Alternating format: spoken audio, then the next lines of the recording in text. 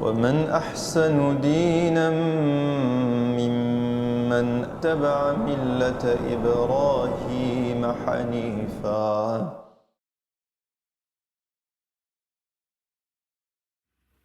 أعوذ بالله من الشيطان الرجيم. بسم الله الرحمن الرحيم. ولقد جاءت رسلنا إبراهيم بالبشرى ولقد جاءت رسلنا إبراهيم بالبشرى قالوا سلاما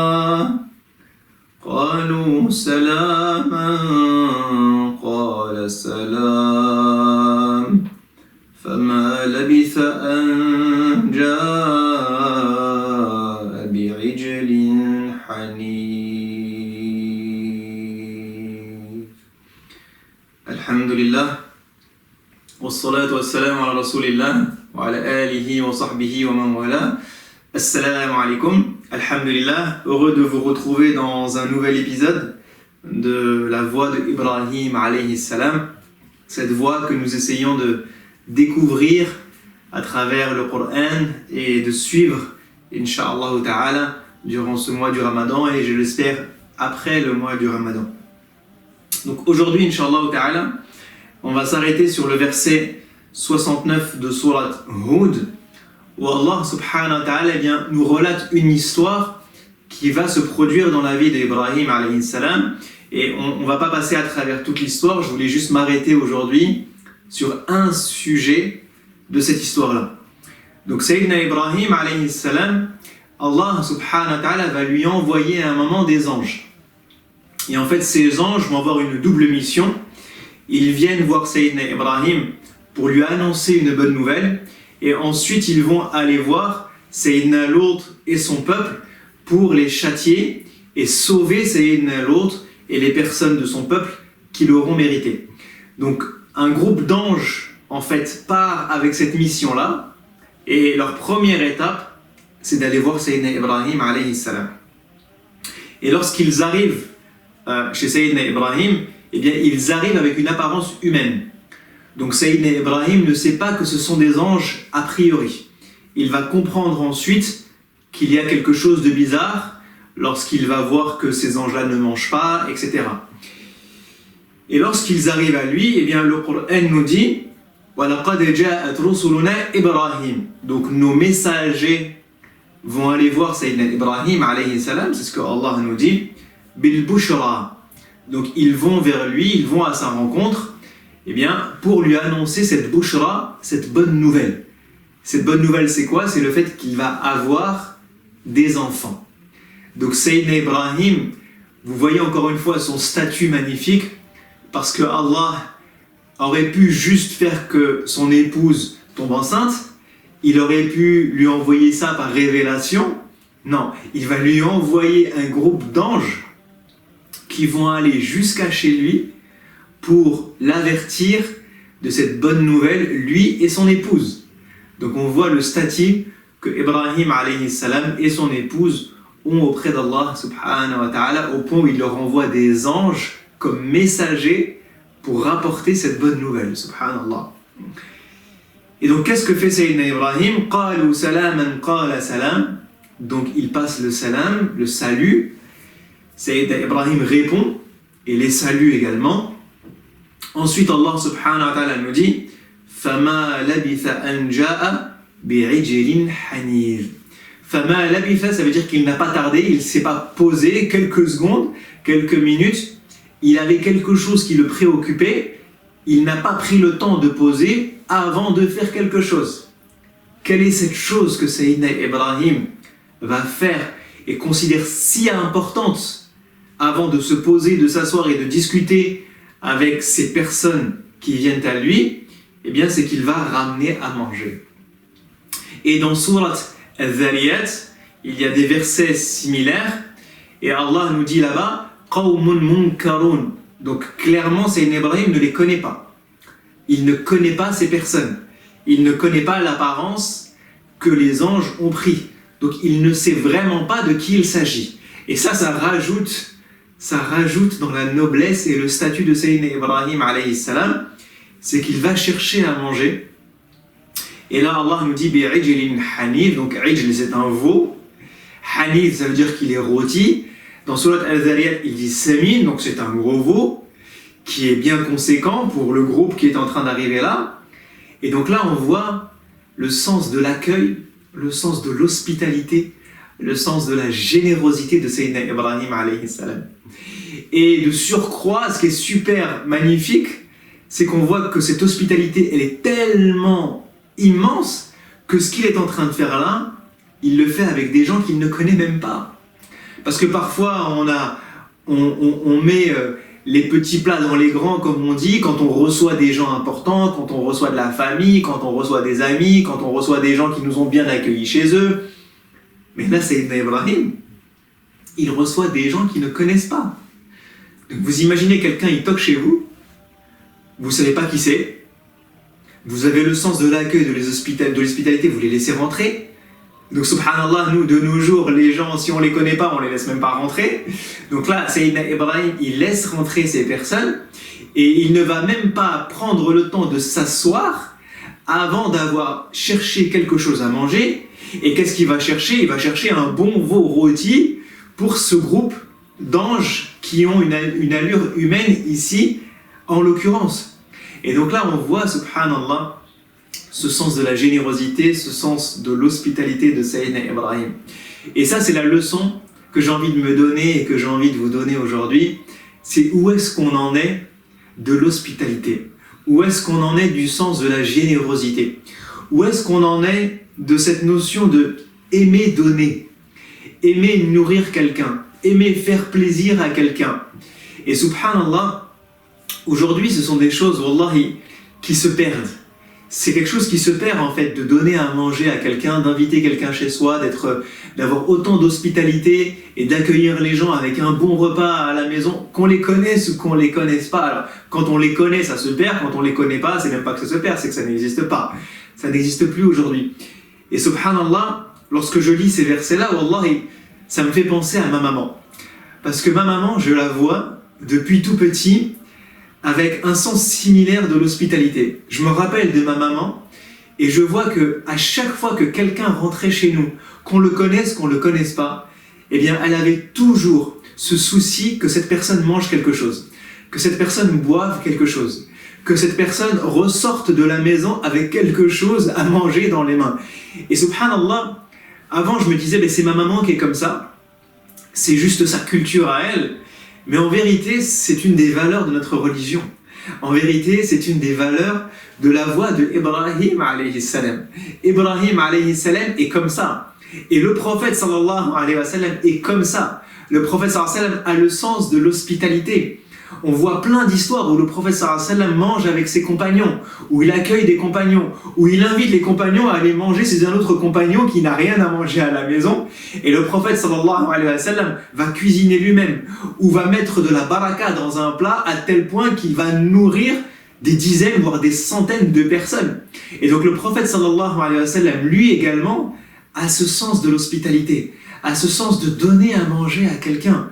Soyez généreux avec la nourriture, parce que ça aide les gens, parce que ça montre quelque chose de bien, parce que ça fait plaisir, parce que ça touche. Et je me rappelle de ma maman, subhanallah, je vous disais, lorsque un médecin venait à la maison, il ressortait toujours avec quelque chose à manger. Lorsque quelqu'un venait pour réparer quelque chose, eh bien, il ressortait toujours avec quelque chose à manger. Lorsqu'un facteur passait, il ressortait toujours avec quelque chose à manger. Lorsque la kiné passait, elle ressortait toujours avec quelque chose à manger. Subhanallah, elle proposait toujours quelque chose à manger, quelque chose à boire. Et souvent, très souvent, elle faisait un petit truc, un petit doggy bag, comme on dit maintenant, un petit papier d'alu dans lequel elle mettait ce qu'elle avait.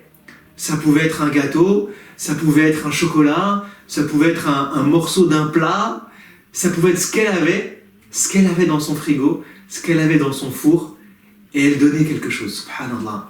On avait un mendiant en bas de chez nous, subhanallah, un SDF qui s'appelait Jean-Marie.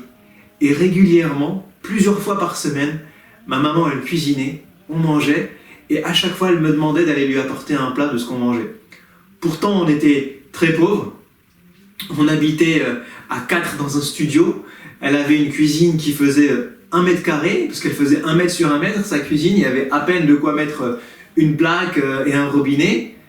Et subhanallah, elle avait ce sens de l'hospitalité et de la générosité. Je me rappelle de ce petit studio dans lequel on a accueilli, je vais vous dire peut-être des dizaines de personnes. On a eu des invitations de la famille, des amis, des gens où il y avait 2 familles, 3 familles, 4 familles. On était tous serrés comme des sardines. Mais subhanallah, on avait cette joie de vivre le moment ensemble. On avait cette joie de manger ensemble, de partager un repas ensemble. Et donc là où je veux en venir, eh bien c'est que de nos jours, ce sont des choses qui se sont perdues. Ce sont des valeurs, des cultures, des coutumes qui se sont perdues. Parce qu'on ne prend plus forcément le temps de cuisiner, parce qu'on est dans la vie active, parce qu'on ne prend plus forcément le temps d'inviter chez soi parce qu'on n'a plus le temps, et parce qu'on ne prend forcément plus le temps de donner aux gens qui n'ont pas, parce que c'est plus dans notre esprit, parce que les mendiants on les voit pas, parce qu'on n'a pas un truc sous la main, parce qu'on a 400 trucs dans la tête, et on ne pense pas aux autres en fait. Et là, Sayyidina Ibrahim, eh bien, il nous donne une grande leçon de générosité et d'hospitalité. Donc le conseil que je me donne et que je vous donne, si on veut suivre la voie de Ibrahim alayhi salam, eh bien, c'est d'abord de reprendre du goût à donner à quelqu'un. Et déjà, à qui donner de plus méritant que les démunis? Il y a des gens, wallahi, dans la rue, qui n'ont pas de quoi manger, de quoi boire. Il y a des gens qui attendent juste, des fois, de l'eau, parce qu'ils n'ont pas une bouteille d'eau ou qu'ils n'ont pas un truc chaud à boire pendant l'hiver. Il y a des gens, subhanallah, qui ne mangent pas pendant plusieurs jours. Et nous, on ne pense qu'à nous, on gaspille, on jette, et on ne pense pas à ces gens-là. Et le prophète sallallahu alayhi wa sallam, et regardez, parce que on voit là, je vous donne l'exemple d'Ibrahim, qui est un des meilleurs hommes que l'humanité ait connu, qui arrive avec un veau pour accueillir des inconnus. C'est quand même un niveau de générosité et d'hospitalité qui est très très très élevé. Mais le prophète sallallahu alayhi wa sallam nous dit « Ittaqillaha walau bishiqqi tamra » Ittaqin nara walau bishiqqi tamra. Tu peux te préserver de l'enfer et gagner le paradis avec quoi? Avec une demi-date. Avec une demi-date. Regardez le sens du partage et de la générosité et de l'hospitalité que nous enseigne le prophète sallallahu alayhi wa sallam. Ça te coûte quoi de manger, au lieu de manger ta date entière tout seul, si tu n'as rien d'autre à offrir, de la couper en deux, de manger une demi-date et de donner à cette personne qui n'a rien une demi-date. De manger une demi-date lorsque tu coupes ton jeûne à la mosquée et de donner à ton frère qui n'a pas ramené de date une autre demi-date. Et des fois, on rompt le jeûne. Des fois, on rompt le jeûne à la mosquée ou dans la rue ou à un endroit. Il y a des gens qui n'ont pas de quoi rompre le jeûne. Il y a des gens qui n'ont pas de quoi rompre le jeûne ou qui ont juste oublié. Qui ont tardé dans les transports, qui n'ont pas prévu ou qui n'ont pas les moyens, quelle que soit la raison pour laquelle ils n'ont pas. Et on est en train de manger nos dates tout seul. Et le frère, tu lui dis, mais donne-moi une date, s'il te plaît, mon frère. Je dis, non, mais j'ai 3 dates, et c'est la sunna. Si je t'en donne une, il m'en reste que 2, et 2, c'est un chiffre pair, donc non, je ne mangerai pas 2 dates. Donc le gars, subhanallah, il va manger ses 3 dates. Et toi, même si tu as 0 date, c'est pas grave. Parce que lui, il fait la sunna. Il fait la sunna de manger 3 dates. Mais la sunna, elle marche avec une demi-date. Et 0,5, c'est un chiffre ni pair ni impair. C'est un chiffre qui t'emmène au paradis, subhanallah. 0,5 date. 0,5 date. C'est aussi la sunna. C'est aussi la sunna. Parce que ton frère a mangé et que toi tu as mangé. Parce qu'un pauvre a mangé et que toi tu as mangé. Tu manges un plat tout seul. Ça te coûte quoi? D'acheter un plat à la personne là. Ou de faire un plat à la personne là. Ou de partager ton plat en 2 à la personne là. Wallah, des fois il y a la moitié de ce qu'on cuisine ou de ce qu'on achète qui va à la poubelle. C'est grave. Wallahi, c'est grave. C'est grave tout ce qu'on gaspille au lieu de penser aux gens qui n'ont pas. Et là, je ne vous parle même pas de la générosité envers des gens qui n'ont pas de problème financier, qui sont comme vous, ou des inconnus comme Sayyidina Ibrahim. Je vous parle de générosité déjà envers des démunis, envers quelqu'un qui n'a pas, envers quelqu'un qui a faim à un moment où toi tu as faim. Pourquoi laisser quelqu'un qui a faim et toi manger et pas lui? Subhanallah, pourquoi? Le prophète sallallahu alayhi wa sallam nous dit, n'est pas croyant, autrement dit n'a pas atteint le niveau élevé de la vraie foi, pure et sincère, celui qui se couche le ventre plein alors que son voisin se couche le ventre vide, alors que son voisin a faim. Est-ce qu'aujourd'hui, on se soucie de nos voisins? Est-ce qu'aujourd'hui, on se soucie des gens qui, sur notre palier, sont peut-être pas aussi aisés que nous, n'ont peut-être pas à manger, se serrent peut-être la ceinture, ont des fins de mois difficiles? Il y a des logements sociaux. Il y a des gens, tes voisins, c'est aussi les gens qui sont en bas de ton immeuble. Celui qui mendie en bas de ton immeuble, c'est ton voisin. Celui qui dort dans un sac de couchage en bas de ton immeuble, comme le fameux Jean-Marie que je connaissais quand j'étais enfant, c'est ton voisin. C'est ton voisin. Le prophète sallam nous dit, on n'est pas des vrais croyants si on arrive à se coucher le ventre vide alors que les gens qui nous entourent, sur notre palier ou dans notre voisinage, eux ont faim. Ça veut dire que tu ne te soucies pas des autres. Tu ne te soucies pas des autres. Et ça, c'est pas la voie d'Ibrahim alayhi salam. Ibrahim était quelqu'un de généreux alayhi salam. Ibrahim sacrifiait des bêtes pour donner aux plus démunis. Le prophète sallallahu alayhi wa sallam, il suit la voie d'Ibrahim lorsque Allah lui dit فَصَلِّ لِرَبِّكَ وَانْحَرْ. Cette notion de sacrifice pour donner aux plus démunis, c'est Ibrahim qui l'instaure. Le hajj avec cette bête qui est sacrifiée pour donner aux plus démunis et aussi partager avec les gens qui ne sont pas démunis mais qui sont de ma famille ou de mes voisins ou de mes proches, c'est la tradition d'Ibrahim. La tradition d'Ibrahim qu'il instaure à ce moment-là et que nous suivons pendant le hajj et pendant la umrah et pendant le Eid, c'est cette tradition de générosité, de partage. Oui, il y a un veau, oui, il y a une bête, oui, il y a un mouton. Mais la tradition, c'est quoi? La valeur qu'on partage, c'est quoi? C'est oui, partager avec ma famille, mais aussi partager avec les gens qui sont autour de moi, comme les gens qui viennent lui rendre visite là, qui sont peut-être pas démunis, et partager avec les démunis. Et c'est pour ça que c'est un tiers, un tiers, un tiers. Subhanallah. Mais nous, on prend 100% pour nous, 200% pour nous. En fait, on prend 100% pour nous et il y a 50% qui va à la poubelle. Mais il n'y a rien qui va aux proches, aux voisins, ni aux démunis. Subhanallah. Donc essayons, Inch'Allah ta'ala, de réinstaurer dans notre quotidien cette tradition de Ibrahim alayhi salam, tradition de partage avec la famille et les proches, oui, et les amis, partage avec les gens qui m'entourent, les voisins, les collègues, et partage avec les démunis, les gens qui n'ont pas, les gens qui sont dans le besoin.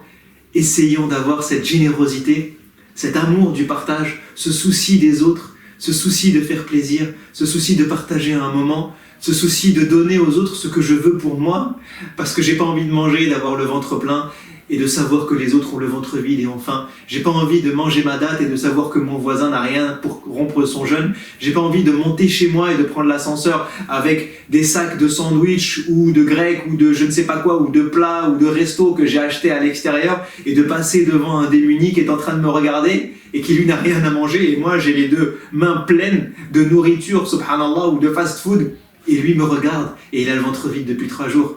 Ça, c'est pas la tradition d'Ibrahim alayhi salam.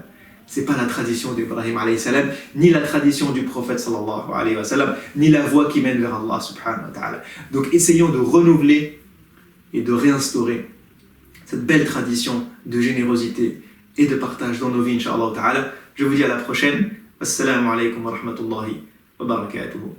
واتخذ الله إبراهيم خليلا